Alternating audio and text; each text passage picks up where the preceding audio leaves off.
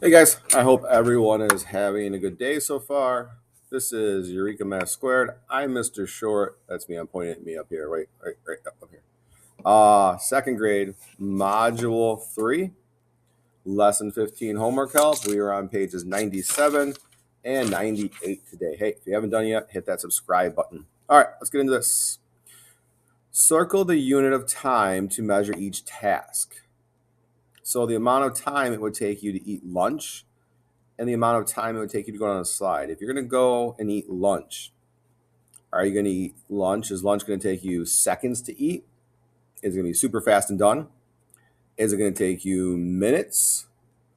Or is it going to take you hours? If it takes you hours to eat lunch, you're like a super slow turtle eating lunch or something. We got to be faster than that. In seconds, lunch would be over now. Lunch would start now and be done now. So it's probably not seconds. If it's minutes, think about how long you get during the school day to eat lunch. All right, they're at school eating lunch. So we're going to say that one's going to be minutes. And now on the next one, let's get a little closer here. There we go. On the next one, you're going to go down a slide. Think about what's going to make the slide more fun. Is it going to make it, if you go down it in seconds, which is super fast, minutes, kind of fast, or hours? Does anyone want to go down a slide that takes an hour? I don't think so. I think minutes would even get boring. So we want to be with seconds on that one too. The next one I'm going to read, but you got to do it on your own. Draw a picture for each unit of time, then write a sentence. What task takes about 1 hour? So you need to draw a picture down here of something that takes you about 1 hour to do.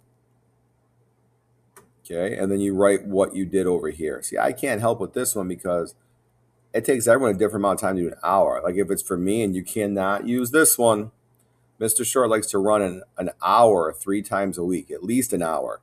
So I could draw a picture of me running here. All right, do the best you can.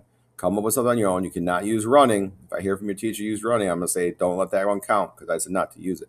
But if it was me, I draw a picture of me over here running. I would say running around Allen Park, where I live. All right. Let's look at the back and see what we got for number 4. Number 4 says use the number line to subtract. So we got 65 minus 8. Well, it only shows us 50, 60, and 70.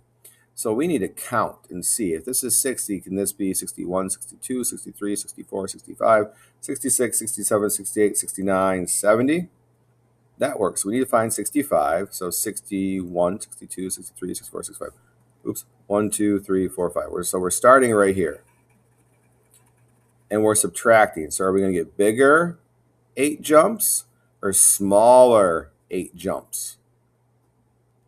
Okay, you're going to want to label all these, and I'm not going to help with that. I already told you this was 65. And I just show you how I counted up on all of them.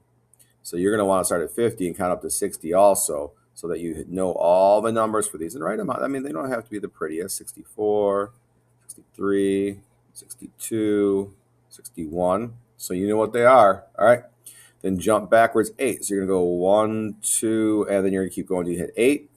Circle the one you land on, and then write that number on the line. Remember, it's going to be between 50 and 60 because we're going back 8. So find that number. All right. This was a quick one. I hope this helps. I hope you're having a good day. And remember, we're almost there. Your Module 3 test is coming soon. I'll try to put something together to help you guys out with that one too. All right. But I hope you have a good night.